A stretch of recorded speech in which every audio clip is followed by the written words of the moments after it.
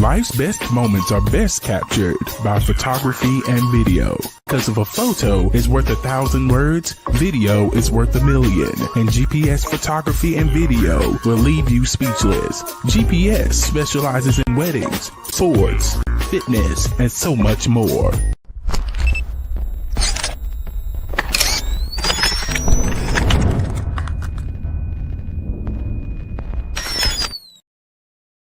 Welcome to the podcast. I'm Glen Young, owner of GPS Photography and Video. Why photography and video? Because of a photo's worth 1,000 words, video's worth 1,000,000. GPSphotoandvideo.com. My guest, none other than the Hoke County Athletic Director, Antonio Covington, who is live from Raz Archery Stadium. How are we doing, sir? Oh, I'm doing great. How you doing tonight? What's going on out there at Raz Archery?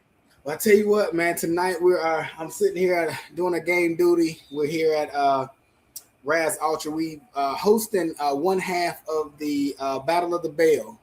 We got called late last week. We've entered this tournament several years in a row with soccer, and they asked us if we'd be willing to host. So we were here Monday night, and tonight's the second night, and the winners tonight will play Saturday at Methodist University. So we've just started right here this game. We're playing Jack Britt tonight in this second round of this tournament. And it's so early in the fall season. These are some of the first games that teams are playing. So this basically counts as their particular scrimmage or jamboree, like with the football. Okay, so we actually did some scrimmages last week when it comes to soccer. Soccer played Monday and Wednesday of last week, but tonight and Monday night of this week, these are real games. So you're allowed to soccer teams are allowed to play 24 games max. So this is actually our second game. So we opened up the season with a win. A lot of positive energy here. Great team. A lot of experience from Coach McDavid. We're glad to have him. He's excited to host this tournament here with the Battle of the Bell. I hope this will be a staple of something that we can keep here in Hoke County. That's one of my goals, is that we're able to host events, host regional events, bring some classics, and just really showcase what we have to offer out here in Hoke County. No doubt. And Coach McDavid, he's been there, 15 years, maybe longer? Yeah, longer than that. I think he's been a staple. Yeah, he has been a staple. He's really vested in the community. I know he did an adult league one time. He was doing his soccer academies on Saturday mornings with the kids, running leagues on Sundays. And now he's our boys coach and he's our girls coach. Just doing a tremendous job year in, year out. He puts a lot of work in. Volleyball team tipped off this week as well. Absolutely. Right now we're 2-0. We're coming off of a conference championship. Last year, the girls won the Mid-South 8A conference, first conference championship for the Hoke County volleyball team in school history. We kept searching back, so if anybody can correct me on that, feel free. But I know it's going to be way back because I was definitely looking. I know for sure we came off of two great winning seasons. I think the year the 24 year, we won 16 games, which was the most wins in one season because we hadn't got many wins over 10. Mm-hmm. We hadn't had many double-digit wins, and we went 16, and we made the playoffs for the first time in a while. And then last year, man, we ran the table. I mean, we won about 19 games. Won 19 games, so that's the most in-season wins in school history. So that was great. And with that being said, we're kicked off this year with a bang. We thought we lost a lot of senior leadership, but man, those girls know how to win now. So that winning culture has starting to build up. So we had a great showing on Monday, and then last night we beat Southview and we beat Purnell Sweat on Monday. So it's a great start off to our fall sports seasons. How much goes into the scheduling of these games? When do you set the fall schedule? That's January, February that you're working on it. Take me through that process. And how do you find opponents? I tell you what, it's no easy formula. First of all, there's a lot of things you want to look at. You want to be competitive. now that the state doesn't. The state used to use automatic playoff bursts based on your finish in the conference. So that had a lot to do with it. But now we're using straight RPI. So we want to have a strong strength of schedule. So when we're building a schedule, we're taking into consideration who our opponents are. We take into consideration travel distance. We take how much it's going to cost us to get there. That is still, with us being a rural area school, we do think about how much is it going to cost for travel. And then the coaches build relationships over time, and you have coaching trees. And I worked the camp with this coach, and we might have went to camp together, and we had a conversation on the side.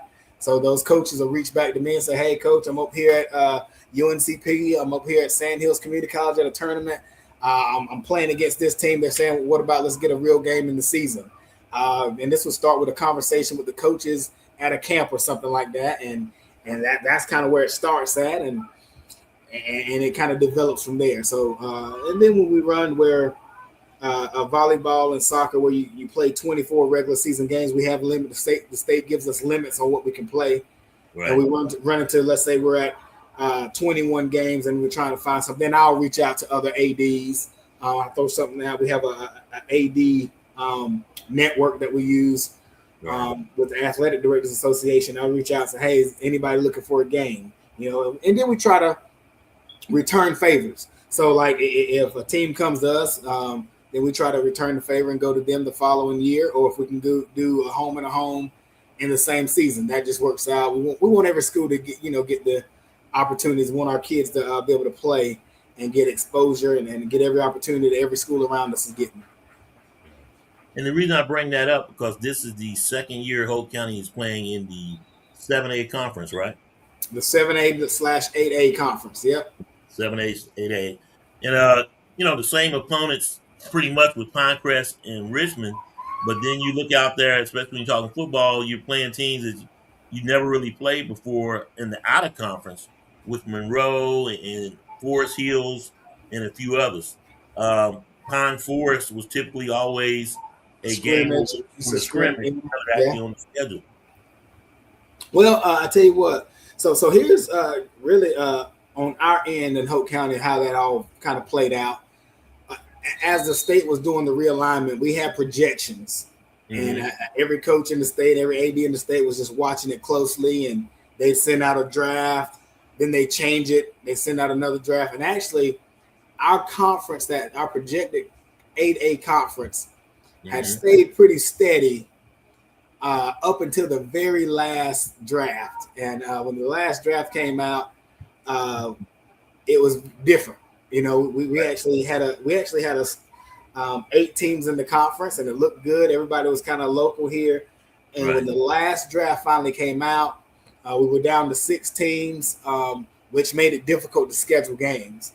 Right. So here it is where we were kind of waiting around, and with the projection, we thought we had our games lined up. I can start talking about football first, because, we kind of build all the other schedules around football. We thought we had some teams locked in, and we thought they were going to be in the conference. And that Friday morning in February, when it came out, the phones are blowing up. Then we're trying to get games. So now some of the teams that I anticipated being in our conference weren't in our conference. Now you're trying to find a week 1, a week 2, week 3. Right. Some schools already have contracts, and with football, you try to do a contract 2 years out in advance. Like I've already started working on our 27, 28 alignment conference or non-conference schedules. I've already started reaching out, so we've already got a week 1 and a week 3. So I'm working on 2, 4, and 5. So we ended up. That's what made us really branch out to we're looking for games and can't find a game, and then Monroe's looking for a game and can't find a game. We both happen to be looking for a week 1. So the previous coach and I had a conversation about Monroe. We looked at the budget on travel, a little bit out of where we'd like to go, but I couldn't take my first year as an AD not having 10 football games. That's important. So and then next thing you know, we don't have a week 5, and Forest Hills is available. They're looking for a game. So, it's kind of hit or miss. You just really got to build networks and build relationships with other ADs and other coaches. And Some coaches have their philosophy about who they want to play, who they don't want to play, want to stay away from this and stay away from that. Yeah. But at the end of the day, we don't want to be the ones getting caught up with not having a team to play at all. Right. That makes sense. And how much goes into that with coaches? I mean, we're talking about football, but like Coach Huey with volleyball and your other coaches, Coach Kelly Daniels, Coach McDavitt, how much they play and say, hey, we don't want to go here. We don't want to play this. And as you said, football sort of drives it, but how much influence and input did the other coaches have? No, every coach, I'm a very transparent person. I'm a very open AD, open door policy that we talk, we communicate. They have input. I don't say, hey, here's the schedule you're playing, and we're doing that. They all have input on what they're going to say, what they're going to do. Excuse me. And with that being said, they have their input. So it's very rare you have a no, I don't want to play that team. Right. But we do consider if we got two opponents. You do have it where somebody saying, well, hey, here's the only date we can do. Really, when it comes to those sports like basketball, volleyball, and soccer, where we're playing 24 games, that's a lot of games. So what happens is a lot of times you get coaches that by the time we make it to conference games, we don't want to play 3 games in a week. Then we look at certain opponents. If we got a big game Friday night, let's not have 3 games that week, especially not let's not do a Thursday night when we got a big Friday night game. So that's really more of the guidelines I kind of work with the coaches on. Now, when it's non-conference and it's the beginning of the season, like with volleyball, we're gonna play back-to-back. We play Tuesday night, play Wednesday night. Coach won't say anything about it. Right. We'll play a Tuesday, Wednesday, Thursday, back-to-back. No practice in between. Nobody say anything about it. Soccer's the same way, but when you get the conference games, the games mean a little bit more. You want to get some coaching in. You want to get practice in. You want to get the guys recovered, the ladies recovered. Want to get your, hydrated and things like that. So then you're looking at, well, hey, we just played this. We just played this night. Give us a couple of days, Cubs. So, and I kind of adhere to that and honor that. And most of the times, the opponents feel the same way. Right. So, me as an AD, I'm trying to get the max number of home games I can get. But at the same time, it's like, hey, if we can't fit that game in, we just pass and go with another team that can get us a different week that we don't already have 3 games. They're trying to get max out of their players as well. This is your second year as the AD of Hoke County? I've completed 2 years. I'm going into year 3 now. Third year. And I got to say, and you've done how many coaching hires? There was basketball. Oh, man. I tell you, so far, I came in right away and hired a girls basketball coach. I hired 2 baseball coaches. That kind of went pretty quick, but baseball. Yeah. Hired baseball. I hired a swim. I think I'm on my 2nd swim coach. That some of those smaller sports, it's hard to keep somebody in. We actually had a good coach last year, and I think she went back to school. So I hired swim, 2 baseball. Tennis? Tennis. I hired a tennis coach. I think it's my 2nd tennis coach. And actually, last year we had Coach Glass as a softball coach. She did me a huge favor in covering tennis for me last year. And fortunately, we actually had a pretty decent little run at it with her being out there. Had a lot of the softball players went out just to hang out with her, and that's what high school sports is all about. The relationships we build. She has such a great relationship with those young ladies, and when they found out she was the coach, we're sitting here where we have a small tennis team. All of a sudden, we're taking the big bus now because we got 20 kids on the tennis team. And actually, they're athletes because they're playing softball. And man, we messed around and won a couple of tennis matches at Hoke County. So I was like, wow. So I gave her a big shout out. And then at the athletic banquet, the tennis team winds up winning my academic honor with the highest team GPA on campus. So I definitely wanted to celebrate that, and we pushed that and celebrate those ladies with that. And then I made, I guess, not my most recent hire, because I did just go to, we added flag football since I've been here. We also added boys volleyball. So we got girls football. That'll start up in September. and we just came off of our second season with it being sanctioned now, boys volleyball. And then I made my biggest hire that everybody was really, really interested in. I definitely made statewide news a lot. Everybody felt like that was going to be the domino effect once Hoke County hired their football coach. Yeah. So we landed a big fish with Coach Duran McLaurin, who's had a lot of success over in the Cumberland County area for many years, and now he's coming to bring some of those that culture to Hoke County. Yeah, it was an honor to sit on that hiring board. That's the second time I've been blessed to sit on the hiring board for the football coach at Hoke County High School. And so when you look at this, huge hire, great process, and we had some late nights but some good pizza, and we went there and we got our guy. And that people would never know just how intense it was and how close it was, because you had a staple of amazing coaches. Well, I tell you what, that's what I shared that with other people when they asked. We had some great candidates, some very established candidates, and I would have felt comfortable with definitely some other guys that were there. We were looking for the best fit at the time, and I think we landed the best fit for what we were looking for here at Hoke County.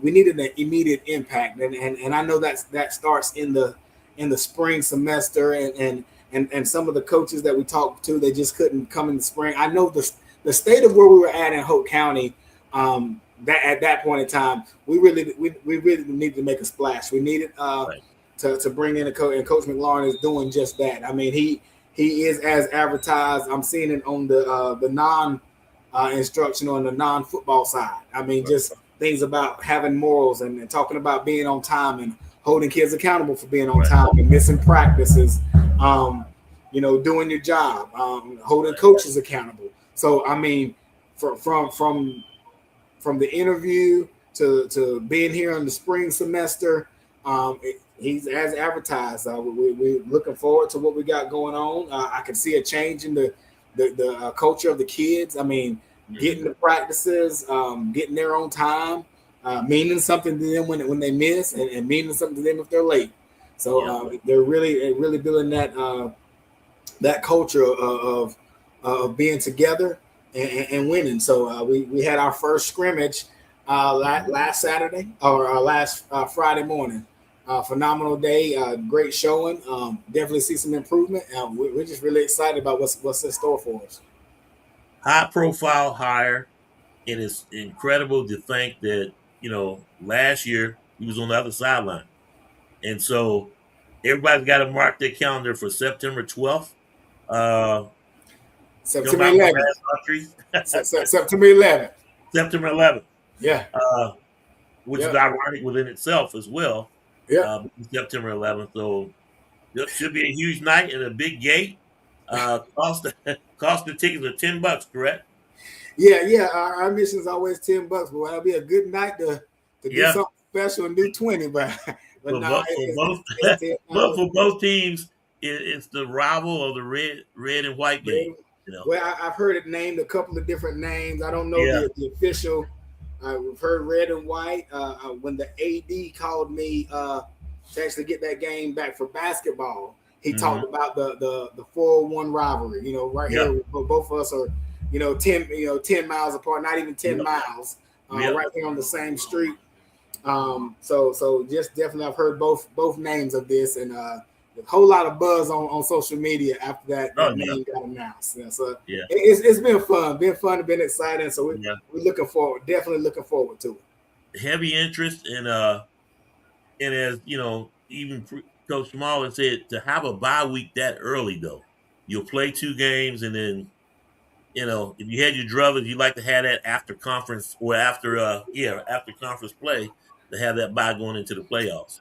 Yeah, so that's ideally that's what you want, and like I said when I shared earlier that we were at liberty of the conference games that were already gone. So once when the realignment came out,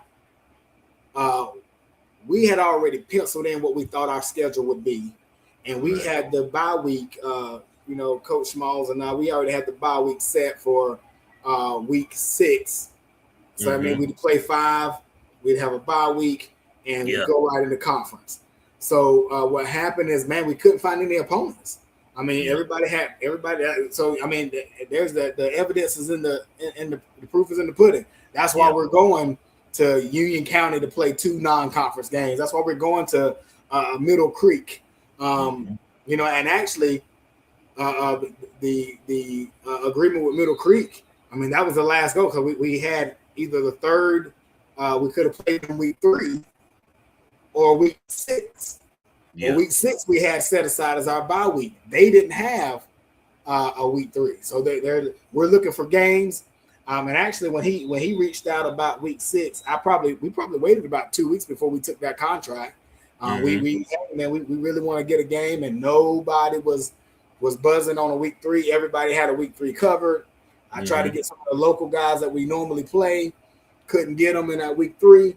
So, like I said, being a new AD in place, it's like, hey, I can't go down on my watch being exactly. I can't get 10 football games. So definitely want to go ahead and secure 10 games. So that was the priority. But I know now our focus is getting that bye week right where it's a sweet spot for us, where it's most beneficial to us. And you never know because, now we got a big time coach and I'm having a little bit of trouble finding somebody to play us now. Well, he's beaten a lot of people on the schedule that we traditionally play. Yeah. Richmond, namely. We had a little fun. We had a little fun. Yeah, we have the Cumberland County Jamboree this weekend that we'll play in on Friday night, and we had the luncheon. We were hosted at Jack Britt yesterday for the luncheon. It was a great day where coaches and ADs can get together. We talk about that jamboree, but part of that background was me and a couple of coaches were joking.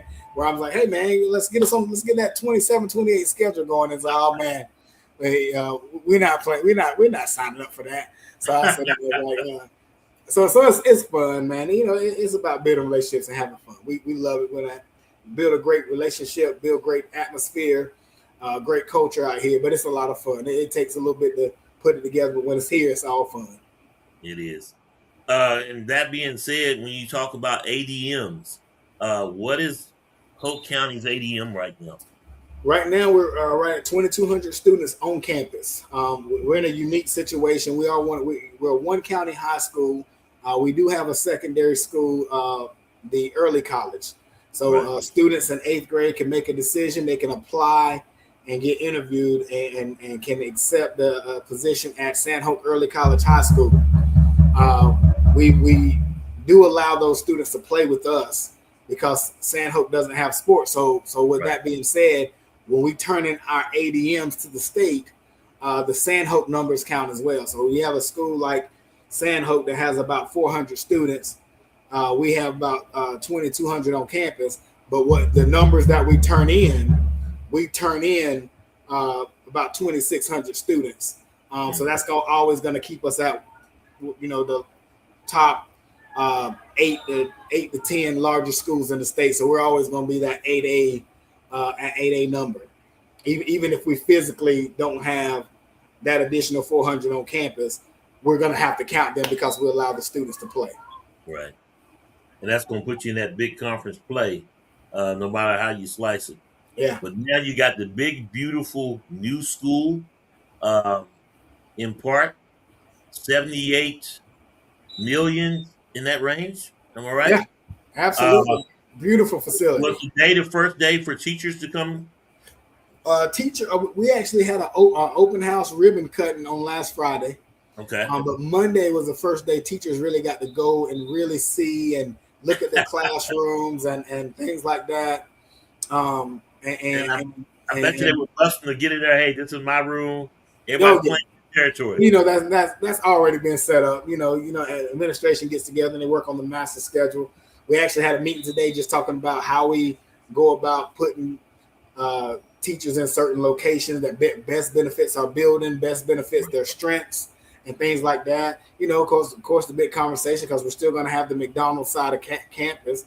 So with us having the McDonald's side of campus, who's going to the new side, who's going to the older side. Right. And of course, that was a conversation in our staff meeting this morning. But we're going to take care of our building just the same. I mean, we're going to treat the other side just as well. We still got the floor finished. And I'm glad we did because we went ahead and opened up a volleyball this week. The new gym is not ready yet, so we opened up our volleyball season with the old gym, which is still nice. Got the floor all shined up, and we're ready to go. So how will that play out going ahead? You got the old gym, and of course you got the new gym. Is that going to be a practice gym? Is that going to be like West Hoke, East Hoke can come use it? Well, I tell you what we're gonna take advantage of having two fully functional gyms. Our campus is too large for us not to have two fully functional gyms. We had the Gibson gym that was, it was one of the original gyms for Hoke County, and not many upgrades have been made to it. So it's that's been our PE class, and nothing that you can really compete. Wrestling kind of practice over there a little bit, but this new building has a state-of-the-art wrestling room. So no more lugging wrestling mats around. We'll have our competition mats, and we'll have the mats that stay in the wrestling room. But I do love the fact of having the second gym. Now we have two game-ready gyms. So definitely we can start practices on campus. I know that what we've been doing for the last 10 years is JV's been going to one of the middle schools or Upchurch Elementary School practicing. So think about the transportation costs. We're taking a bus to practice every day. So that's something that hopefully we can kind of wean that out and practice our JVs in one gym, varsities in one gym, and that will help us get some of these kids home at a better time. And now that we can start right after school with two gyms going at the same time, not worried about waiting on bus transportation. But then I also want to host events, man. We got to be able to bring events to Hoke County. That's how some of these schools are able to sustain things. And I went up to Cary does the Mark Adams wrestling tournament, phenomenal event. My first year as AD, I went up there and was amazed. Wrestling's a huge sport, arm to arm. I mean, shoulder to shoulder, packed out, two gyms and the wrestling room. There's wrestling mats everywhere, and everybody's just there. And when I saw that, I was like, man, we got to bring that to Hoke County. And we do a tournament here, but it hasn't been able to hold that many people because we've been limited to the gym. Well, now we've got two fully functional gyms, and we could possibly get 6 mats going and really bring some people in, and especially with the success of our wrestling program. Wrestling program is very successful. When it comes to my player was happy about that. I know, absolutely, chomping at the bits. They've already been guys going in taking pictures of the new wrestling room. The girls wrestling team is coming off of their 3rd state championship when it comes to dual wrestling. Looks like is that us? That's us. We just scored again. That soccer team's going off back there. Good deal. Good crowd out there. They're loud. Yeah. But girls coming off of another. They've won the dual state championship for girls 3 years in a row. We had some individual state champions on the boys team, some individual state champions on the girls. We actually had the most outstanding wrestler in the boys and the girls for 8A. So that's a huge accomplishment.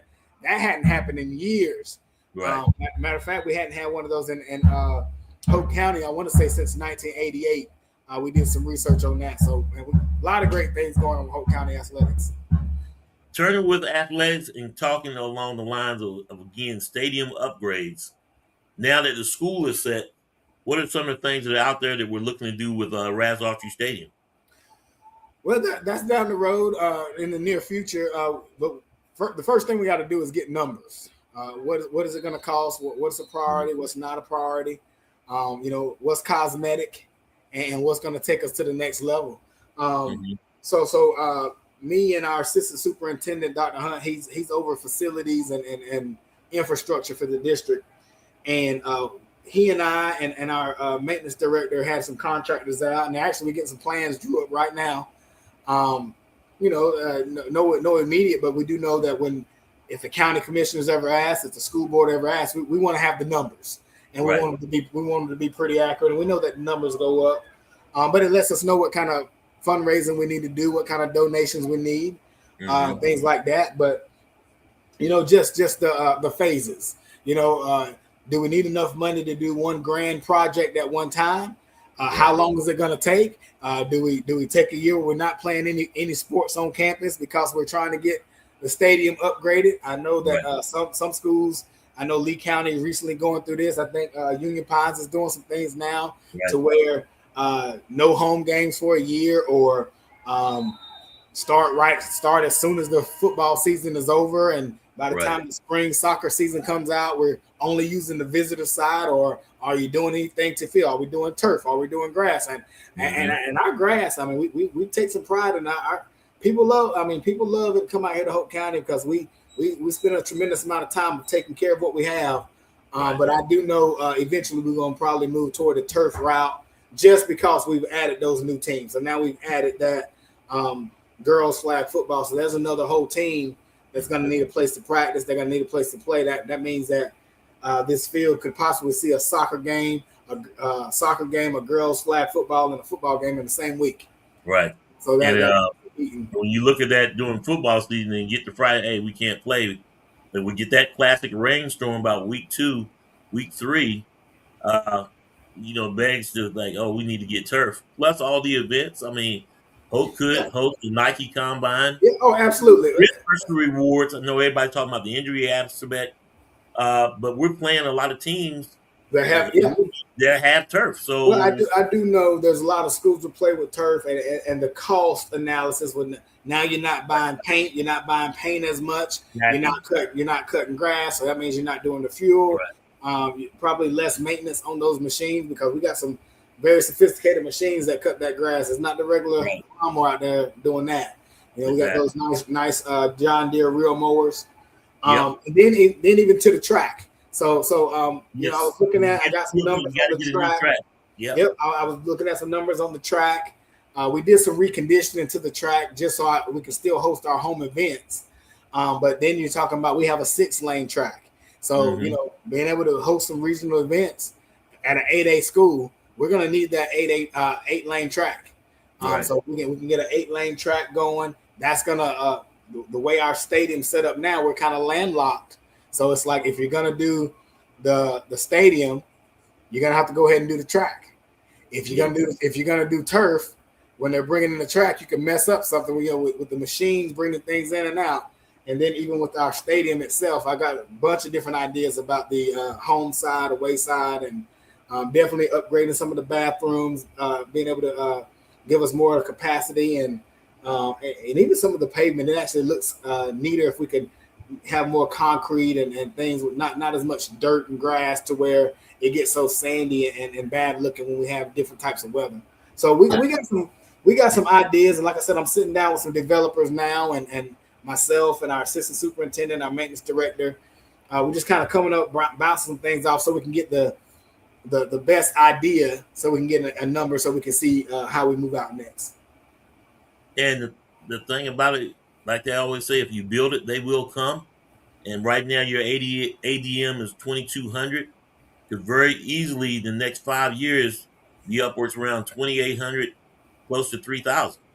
But I tell you what, you can ride anywhere in Hoke County and see that Hoke County is blossoming and developing. Look down 211 on that Moore County side. I see 2 or 3 large developments coming in, and then going up 401, plenty of them on that side, plenty of them on the Fayetteville side of the county. I know that the Board of Education has been in talks with the county commissioners about some additional elementary schools and middle schools. So as you expand those things and things like that, so it's naturally going to come, but you just have to do it in phases. So I do know there's been talk at some of the more recent board meetings, and even the last commissioners meeting where we collaborated with the school board and the county commissioners to talk about trying to secure some land for another elementary school. So the growth is definitely coming. So we look forward to that. Talk to me a little bit about student athletes, eligibility, athletes that move in, the criteria, and dare I say it, the fact that you have NIL in high school. So that's a loaded question. Many parts. But hey, I'll start with let's start with eligibility. The state sets eligibility, and all we do is carry it out, follow it. Very simple. Believe it or not, we have to turn kids away because they're not eligible. That's the phone call I don't like to make to a parent. I actually had one earlier today, and then I don't feel bad to say when I'm wrong. I looked at one today, and it was an attendance issue, and we actually looked at it, and I got with the principal. This is one of our early college kids. I got with the principal, and the documentation wasn't accurate, so we actually looked at it, and I said, hey, okay, let's get this in. We'll get this kid reinstated. That's on us. And we looked at it, but definitely the students got to come to school. 85% attendance, got to be in attendance 85% of their school days per semester. So we're in a special situation out here in Hoke County where we have the shorter first semester and the longer second semester. So technically you can kind of miss more days in the spring, but in the fall, I mean, you've got to be here. So when it comes down to those spring sports or those winter sports where I'm taking kids off the team at Christmas break, because that's happened before. Each one of my years I've been here, it's just kind of inevitable that someone doesn't have the attendance together. We have to take them off, but 85% is the target number from the state. You must calculate that. So basically, we're on block scheduling. Most students have 4 periods a day, so we use period attendance. Since we use period attendance or meeting attendance is what they call it in the system. Since we use meeting attendance, a student that misses 1 day of school is 4 periods. Like there's 4, and we just keep 85% of that. So we run those numbers, and what I try to do throughout the year is do spot checks. I'll do spot checks where I'll send out something to the coaches saying, hey, if these kids are on this list, you might want to talk to them. They're starting to get close to that number. And I do the same thing with grades. Students must pass 3 out of 4 of their core classes each semester to be eligible, and you must be promoted. So we do have situations. Promotion usually is wrapped around the English class. So you can have a 9th grader that comes in and gets passes 3 out of 4 classes. They could pass 3 out of 4 classes, but if that one class is English 1, English 2, 3, or 4, then they're ineligible because they won't be promoted. English is what a lot of parents don't know. That's really different from middle school. So a lot of times we have more issues with the 9th graders. They're not used to semesters. They're not used to earning credits. I need to pass the class to earn a credit. Then these credits add up, and then I move on to the next grade. So they don't notice that. They think about the EOG and so some of those academic behaviors that they have, like missing days of school, they don't necessarily catch up with them in elementary and middle school, and then in high school. It's like, what do you mean I didn't get promoted? What do you mean I gotta get taken off the football team, basketball team, or whatever the case may be? Then the final thing is that you have a current physical on file. Once they have a physical on file, the state's really working with us because, with insurance companies, we ran into a lot of where kids couldn't get a physical within a year. So when we had physicals are good for 1 year, well, if I had my appointment set and my insurance says, hey, you can't have this physical in earlier than a year, you had that little bit of a week or two where a kid's physical may lapse because it would run out before that next appointment. So the state within the last couple of years have added that 30 days. So you get a 30-day grace. So a physical where it used to be good for 365 days is now good for 395 days, which gives you a year and a month. And that does give you that time for some of our people that can't get physicals within another appointment. And that's usually certain insurance companies will do that. But here at the school, I mean, we offered 2 free physical opportunities with Goshen, which is one of our sponsors. The Goshen Clinic, they'll come out and do some things with the free physicals. We did 2 this summer. Last year we did 3. We did a free one in June, a free one in July, a free one in August. So there was no excuse for a kid to come out and say they couldn't get a physical when we're giving out the free ones. I always say, hey, when in doubt, take the free physical. It's gonna cover you. Then you'll be good. Yep. Don't worry about when your last appointment was. Even if you got it last month, come get the free one with us. When that mobile unit pulls up, get the free physical. NIL in high school. Your thoughts? It's already happening. We saw it last year. A couple teams we play. As an athletic director, how do you manage that, knowing what we've seen at the college level?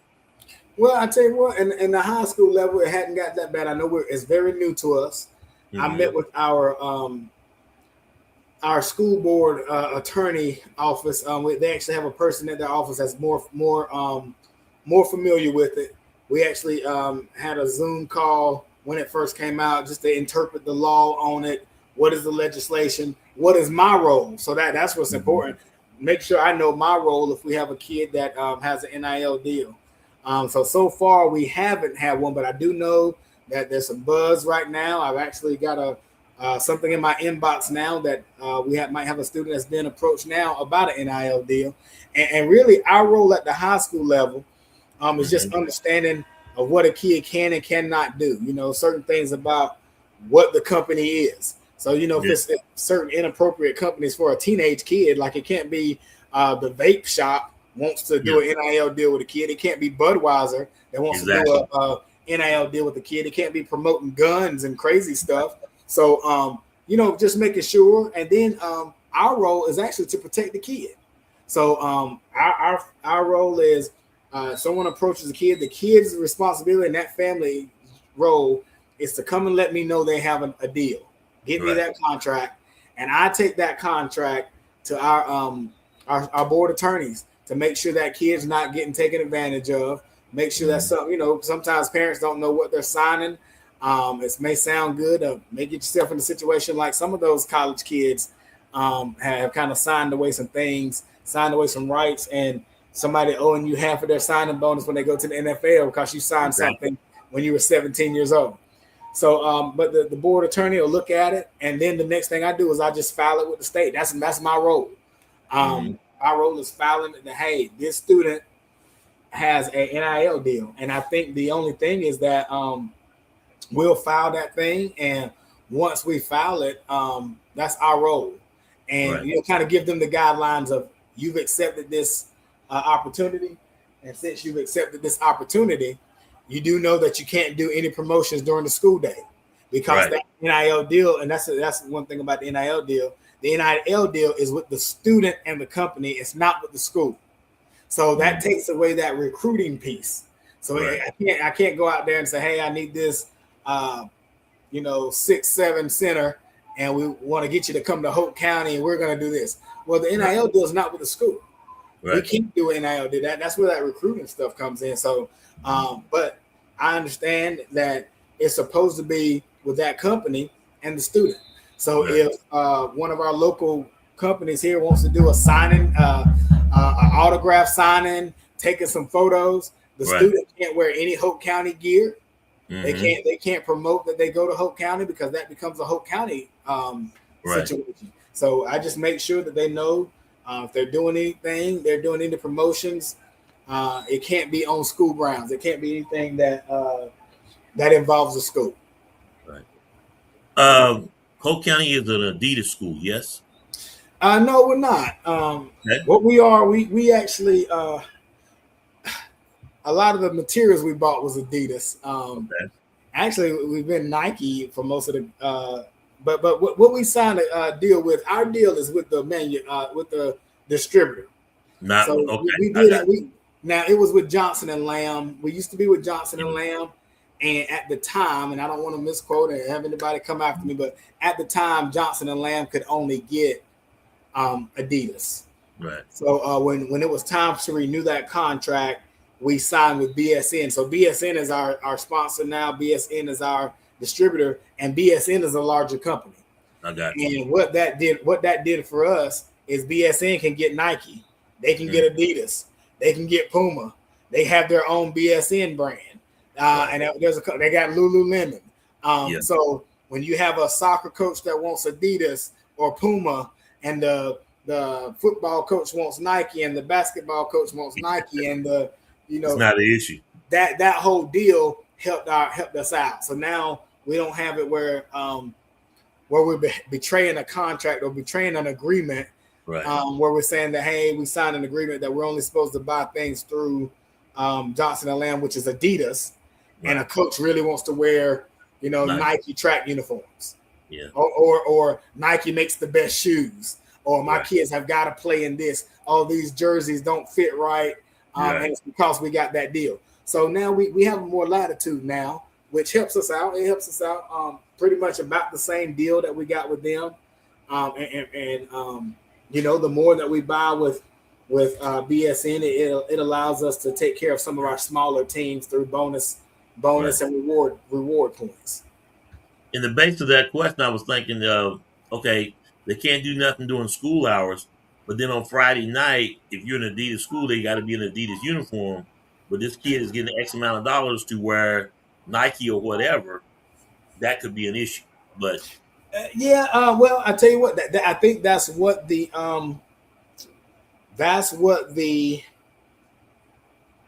agreement with that board attorney is all about. Right. Before I let a kid go into that detailed of a contract, that's what I sit down with a parent and talk about. Hey, do you understand this? So let's just say we have a student that wants to or Nike wants to offer an NIL deal to one of our kids. Mm-hmm. Well, he can't wear anything that's Hoke County in his promotional things anyways. Right. So he could very well wear an Adidas uniform for the game, and Nike sent all this free stuff to him to wear after the game. So after the game, when he's doing his promotional stuff, he's not in our Hoke County gear. So whether what we wear doesn't matter for that agreement. That shouldn't, and those are things that we would sit down with parents and talk about. Say, hey, you do understand this. You do understand what this means. Yeah. Another question, and this will be the last one on NIL. You got to play. By all means, I know you asked a question. I'm no expert on NIL. I just want to point that out. Well, I just give it right. I did take the course. I did take the course, and I got my certification. And of course, that's really watered down. I got my certification, and I've also met with one of our board attorneys who's more familiar because he's in the Raleigh area, and those bigger cities have already been doing this for a little while. Yeah. And so the scenario I was going to give you is when it comes to pillaging players, they come in and say, "Hey, coach, I got 71st. I got this guy over here. I got $100,000 deal." Play into it. What's the transfer rule? Is it legal? Because this could really get messy. Because all the kids see, this money, and then Okay, so that's really a double question. That question you're asking is really about recruiting. Right. Recruiting is illegal in high school sports. Okay. So that's why, once again, those NIL deals are with the student. There can't be anything where anybody on our staff tries to persuade a parent to come to this school for athletic purpose. What about in the reverse? They trying to take the kid. Or try to take a kid. Yeah. So that means So that's the part that recruiting is the part that's illegal when it comes to the NIL deal, because that deal is with the student. Right. The school comes on at the end. We're at the end of that whole process. By the time I find out, my role is when I find out, that contract's probably already written. They probably already talked to the parents about what they want to do, and all I'm doing is seeing if the child is protected, and making sure you understand. Hey, well, let's say that in the contract they talked about you have to make 6 appearances, and if you score this many touchdowns, you got to do this. Well, they can't do anything on school grounds, to my understanding of that. So, and they can't miss school for it. Like, it would not be an excuse absence. So if they're doing something, if they're doing school grounds, if they're doing something, if they want to do a photo shoot, they can't come here and do a photo shoot at the school. Right. You see what I'm saying? So there's specific things about that kind of protect us and protect the students. But I guess the way you asked that question, that was really leaning more toward the you kind of see the college. High school's not at that level yet. Yeah, and it very well could hurt him in his college recruiting. But that sounds like maybe you need to have an NIL workshop for parents. We've had an NIL workshop the last 2 summers. There you go. Every summer, since it's become a thing, I did a workshop. I actually did a workshop called Get Recruited Workshop. And I guess the name wasn't catchy enough, but we did have a handful of kids that came out. And then this year we kind of rebranded it, and we actually did it more leaning toward the NIL this summer, and it was called the Athlete Advantage. And I have one of our local Hoke High grads who actually does some things with NIL. She actually has some college athletes with NIL, but we just actually had a workshop with students about how to brand yourself, how to become a target, how do you market yourself that one of these companies is going to come looking for you. So we did a full day workshop talking about the NCAA clearinghouse. We talked about GPAs. We talked about core GPAs. We had a good number of parents that were here with great questions. How you're looking on social media, just making it realistic to the kid to understand that when you apply, there's offices that are at different colleges are looking kids up, saying, "Hey, what's on this kid's social media page? Yeah, does he got a bunch of videos about people getting shot? Does he got a bunch of fight videos from the latest school fight? Schools don't want to be bothered with that. Like, I don't want that problem coming to me. So we talked to these students about what is your image that you're putting out there to attract some of these NIL opportunities. Exactly. Yeah. So we do workshops. We do workshops, and then I email the parents the video, the course, so they can become well aware of what's going on. And it is so critical that they're a student athlete and talking academics. You, as the athletic director for the county, a lot of times everybody just see the high school level. What are you doing to bridge the gap? And we always talked about this before. Sandy Grove, East Hope, West Hope, to transition. I'm a freshman and I'm coming on the football team or whatever team that I'm no longer a Tiger, a Panther, or an Eagle. Absolutely. So, man, we put a tremendous amount of work into bridging that gap. And actually, we had a phenomenal meeting the last week of July, where from the ground up, we did we partnered with the Parks and Rec, and we brought in all the football coaches in the county, the middle school coaches, the Parks and Rec coaches. We got together, and what we did was we had a coaching clinic led by our new head football coach. But that meeting was good. That meeting was good because we was able to discover some things. We was able to discover at Hoke County that there's not many Parks and Rec coaches, and with kids not being able to play in 6th or 5th grade for the school, a lot of these kids are playing different programs away from Hoke County. So one of the kids I coach, one of the kids that I coach actually was talking to the head football coach the other day. One of the kids I coach, his son is coming through in 6th grade now, and there's no 6th grade opportunity for him to play in Hoke County, so he's playing over in Red Springs. So we're trying to bridge that gap. So another thing that we're doing is in the spring semester, I talk to kids about how important it is to get with those summer calendars, not waiting until the first day of school to come try out for a high school sport. So we meet with 8th graders about coming over, finding out the calendar, knowing when those summer workouts are, knowing when those dead periods are, trying to talk to parents about when to take vacation, being a part of the team, not missing days. That's huge when it comes to making that next step to the high school. So we take that night to talk to them. I take all the high school head coaches. We go to each one of the middle schools during their elective period. They all introduce themselves. I give the big spiel about grades and attendance. I give a big spiel about eligibility, how it's different from high school. And then the coaches meet. Just want to put a face with a name. We do our summer camps. Every sport did a summer camp this summer. With that summer camp, we charge a little bit for that summer camp, but it gets them on campus. Phenomenal turnout this year with most of the programs, and kids were able to pair up.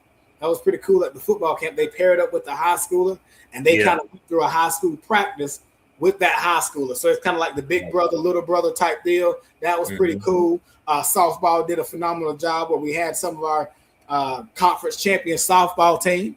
We had some of those conference champions out there coaching up some of those little girls, and we got some girls that are coming now. The middle school softball was pretty successful. Sandy Grove went undefeated. West Hoke made the playoffs, and East Hoke's got some girls that are coming up. So it's going to be very competitive for a little while over here with softball. So, but they were able to collaborate really well and come over, and we had a great summer. So those are the things we put in place when we're trying to really partner with the Parks and Rec and things like that. I've already talked with some of the elementary principals about possibly some things with those fifth graders, and even promoting it that way. Like if we can get some things where we can actually pretty much on the ground stages of trying to get some leagues when we play out here on Saturdays and where we play within the county. The more we send kids outside the county, the more opportunity it is for someone to try to, steal them. I mean, yeah, exactly, literally. And now you build it, you'll come and got that brand new. What happens is these sports are all about relationships. So if we don't have a team in sixth grade, and our sixth graders have to go play on a team in Fayetteville, Lumberton, Robertson County, Scotland County, Richmond County, they build that relationship with that coach, and they may never come back. Exactly. They may never come back. So we've got to do our part in building that relationship, and I think we're on the right track with getting that started right here in these last couple of years. Exactly. We talk about Fayetteville, but Scotland County is 12 miles on the other side. So you see the same thing. Last thing I want to talk to you about and appreciate your time. Sponsorship. We got that big, beautiful video board. What do people need to do? Make your appeal to the public. Hoke County and Raeford. Hey, you got to get more people on that sign. Well, listen, hey, sponsorship is huge. Sponsorship is huge. We definitely want to. We're selling ads and things like that. We actually just won there's a promotion that T-Mobile was doing with Rob Gronkowski. Rob Gronkowski is promoting something with T-Mobile for a stadium upgrade, but there's different levels. So the grand prize is a $1 million stadium upgrade. Well, we were last week's winner, so that's getting ready to come out. So this is fresh news. So I'm getting ready to tell you, y'all got the exclusive. Y'all just got the exclusive. Well, I dropped it to the teachers earlier today. Yeah. But we're getting the $5,000 winner, and the next level is $25,000. But we do a lot with the jumbotron. So with that jumbotron, we actually can sell. We really, when you're talking about marketing, we can sell parts of our game. I can build a package for whatever our customers want. Our local customers. We had a couple of national customers like T-Mobile and regional people like Lafayette Ford. Definitely Sand Hills Community College, the News Journal. I don't want to leave anybody out and burn any bridges, but we got the funeral home. We actually had a funeral home reach out last year. Yeah. So what happens is we actually can get to the part where we can sell parts of our game where we can name our timeout after you. We can put your logo on our field. We have the robot that paints on our field. We can put your logo out on the field. Yeah. We can name our field goal after your team. Now, if you want to do things like that, we can say, hey, there's another, Hoke County touchdown, and that Hoke County, we can replace that. So I don't want to give anybody a free commercial right now, but that's how we can do it. We can do that. We can name the touchdown. We can name the first down. We can name, there's another, whatever first down. We can name the timeouts. We can sponsor different activities. We did that with the military last year. The United States Army during basketball games, they sponsored our timeouts, and we actually had little games that kids would play, and there was like a concentration game where they're flipping over the cards with our logos or the sponsors on the back. So we try to get more creative. We got some kids getting involved, and our marketing class is doing a phenomenal job at competition. But now we're kind of putting those two clubs together, and we want to do some things with marketing better. But definitely, we're looking for sponsors. If you want your business advertised, just reach out to the athletic director, reach out to my bookkeeper. I got packets, and I can build a packet. You say, hey, I actually got a new sponsor at the volleyball. We got a new sponsor at the volleyball game the other night, but he basically wants his banner at the softball field. So he doesn't want to put, actually one of my sponsors here tonight, he's like, hey, I want my thing. I'm a soccer parent. And he's like, I would love to see mine at the soccer game. You don't advertise anything at the soccer game. Right. Well, hey, you can be our major sponsor for soccer. And there's probably about 3 that we play on the Jumbotron at soccer game, and his is one of them. And now we got one for softball where we even still do banners and signs on the fence. And we can build whatever you like with that donation. Trust me. We got radio ads. We got a company that we pay into. All you do is once you give us a donation, you tell us what you want that commercial to say, and I type it out, send it in, and within 48 hours, you're gonna have a professional commercial that's gonna advertise your program during our game. So when we're playing pregame music. I know softball does a great job. Mr. Cuff runs our music at softball. He's playing that radio mode. Those commercials come in, those public service announcements come in, and then we have the flexibility to change it when you're under contract. So, hey, there's something I think Sand Hills Community College says, hey, we're doing a registration drive the weekend of October 21st. Can you run this for the next 3 weeks? Yes, you're one of our sponsors. We're gonna edit that, and we're gonna put it out, and want to make our sponsors happy so we can get them back the next year. Mr. Covington, Coach Covington, you've been a main staple in Hoke County for a long time. Glad you're back now as the athletic director, your East Hoke principal, offensive coordinator with Coach Butts. And so you're doing big things, man. I'm glad to see it. Well, listen, man, I had a lot of time out here. Hoke County's been good I've always said Hoke County's been good to the Covington family. Yep. And your kids are enrolled in the school too, so. Yep. My kids are here. My wife is in education. My kids are here. They took a little time away, but they're back here in high school. They spent most of the middle school with their dad being the principal. So that's a whole nother podcast, man. Yeah, it is.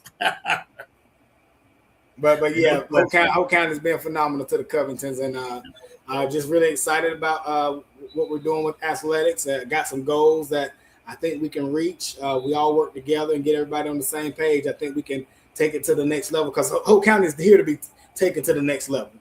With all the development, military town, people coming in and out, we can be one of the premier schools in this Sand Hills region.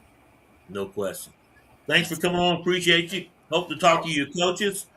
Maybe get the principal on as we continue to build it around and covering events in Raeford and Fayetteville.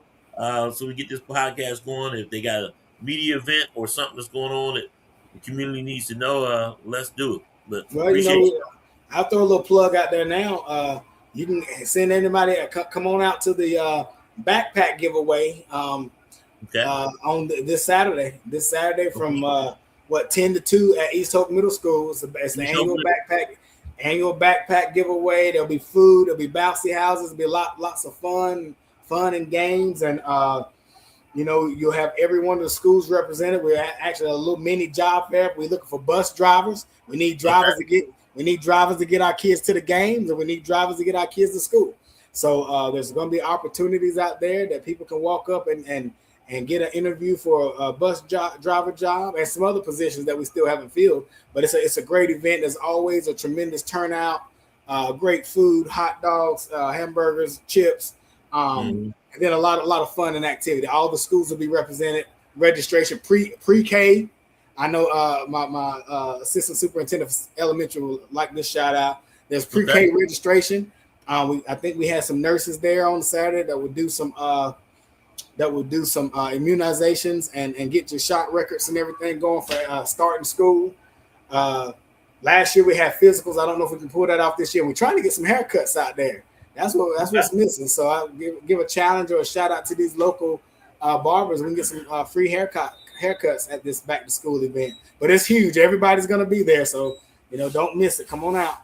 And that's at East Hoke Middle what time? East Hoke Middle from 10 a.m. to about 2 o'clock. Okay. Maybe about 1. Okay. I think 2 o'clock is a cleanup. Maybe about 1. You don't want to wait to 2 o'clock to get there. You want to be there about 9:30. You miss out on the food. You miss out on the bags. You don't want to be missing out on your stuff. Come on out early, 10 o'clock, probably about 10 to noon, and get what you need. Yeah. And, of course, the Jamboree on Friday Hoke County travels to Pine Forest. Yes. They will be playing Pine Forest, but who is Hoke playing? We were going to be playing Terry Sanford High School at Okay. Pine Forest. That game will start at 7 o'clock. Our time we take the field, our arrival time is 6. So that actual game start time will be 7 o'clock p.m. at Pine Forest High School. And we all know sports are back. Remember that the clear bag policy, clear bag and no bag policies that go on. Tickets are $10. You can go ahead and catch one of those links on, I think, Cumberland County uses hometown ticketing. Go ahead and get that link to get your, so you don't have to wait in line. Go ahead and get your digital ticket. Don't wait in line and come on out. Support the Hoke County Bucks when we go out there this weekend. Appreciate you. Thanks for coming on. Look forward to talking to you again, and see you soon. Absolutely. Anytime, man. Always good. I appreciate what you do for the community, man. You've been doing it for a long time. Oh, yeah. Got to keep it going. Yeah. Talk soon. All right. Thank you. Live from Raz Autry Stadium, Hoke County Athletic Director Antonio Covington, and get your support going. New schools in effect, and get involved in your community. No matter where you live, whether Raeford, Fayetteville, doesn't happen because it's that time of year where school is starting and football kicks it off. And just keep it going and always give your support to our teachers, faculty, and hey, get some ads and get on that Jumbotron. I'm Glen Young, GPS Photography and Video. We'll see you next time as we continue this podcast going. We're going to try to do it weekly, and we'll try to announce our guests and get everybody on and take it to another level as we support these communities. Talk soon.